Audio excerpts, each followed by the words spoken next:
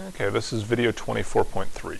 In this video and the next two, we're going to be looking at how to apply Gauss's law in particular situations. So let's remember Gauss's law. What Gauss's law says is that the total flux through a surface, E dot dA, is equal to the enclosed charge divided by this permittivity constant. Now when we say planar symmetry, what that means is that we can move either way in 2 dimensions and it will still look the same. So that means infinite sheet of charge. I'm only going to draw part of it, but imagine that extending out to infinity in all directions. Now that obviously means that it's going to have an infinite total amount of charge, so we'll have to define the surface charge density, which will be usually written with the Greek letter lowercase sigma.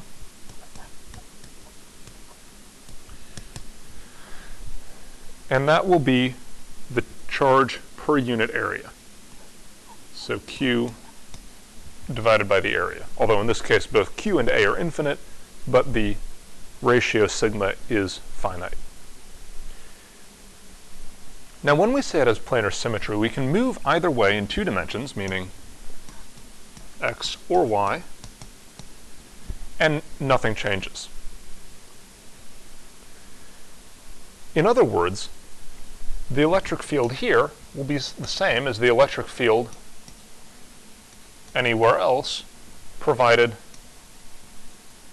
z doesn't change. And that's because it's infinite.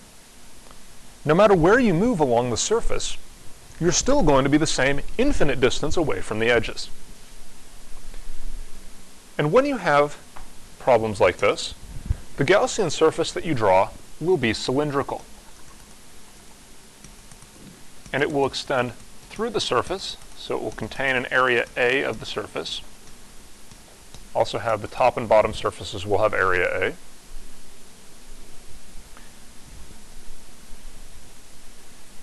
A. And the enclosed charge will equal the charge density times A.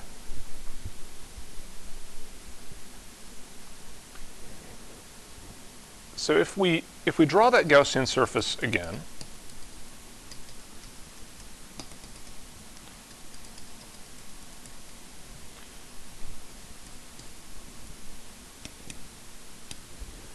our enclosed charge is all in here. And that means the electric field due to this enclosed charge is going to point upwards and downwards. That means that the flux through the curved sides of the cylinders is 0.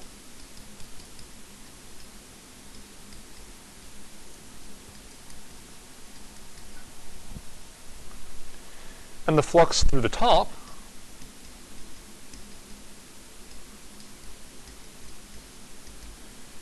is equal to E times A. The flux through the bottom will also be E times A, and I'm going to make a new slide for this. So draw that Gaussian surface again.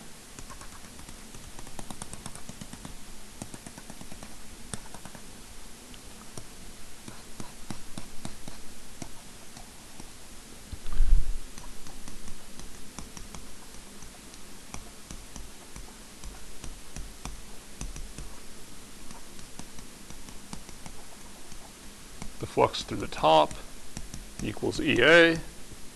The flux through the bottom will be the same because of symmetry. You can look at the top of the sheet, look at the bottom of the sheet, no change there. And so that means that the total flux, E dot dA, is equal to the flux through the top plus the flux through the bottom is 2EA. And according to Gauss's law, that equals the enclosed charge divided by epsilon 0. But the enclosed charge, we said, is sigma times A,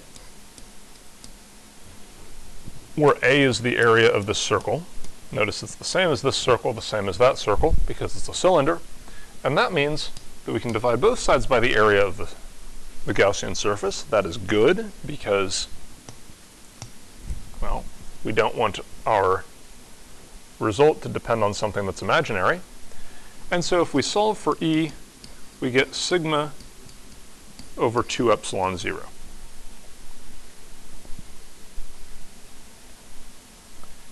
That is something that you should probably memorize, and you definitely need to know how to derive it.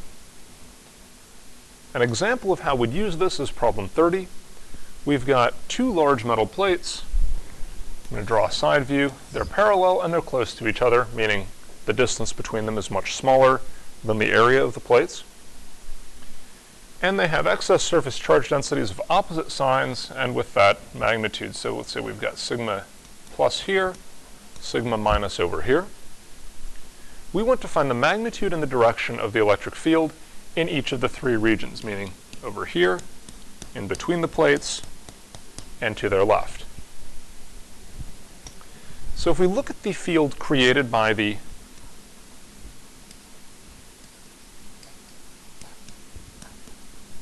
positive plate, it points away from the positive plate. And the other thing we'll notice about that is that the electric field doesn't fall off with distance from the plate, which is odd, but actually correct, as long as you're close to the plate so that you can say that it's infinite. And the magnitude of sigma plus is equal to sigma over 2 epsilon 0. Now, sigma minus, the field created by this, is going to point toward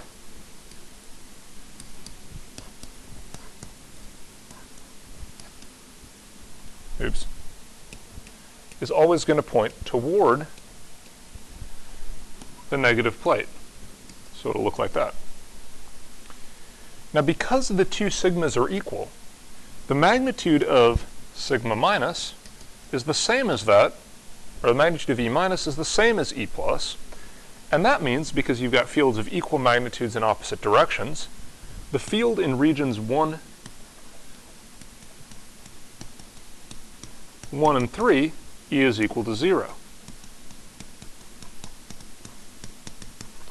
Now in region 2, the fields point in the same direction, and so they add, and so we have sigma over 2 epsilon 0 plus sigma over 2 epsilon 0 just gives you sigma over epsilon 0. If you plug in the numbers, sigma is 7 times 10 to the negative 22 coulombs per square meter, and permittivity is 8.85 times 10 to the negative 12th coulombs squared per newton meters squared. And that means the electric field works out to be 7.9 times 10 to the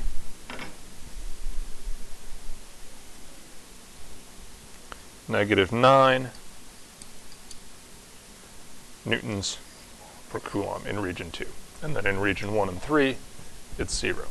This is essentially a capacitor, so we'll be seeing this setup again many times. Know how to work out the electric fields for this.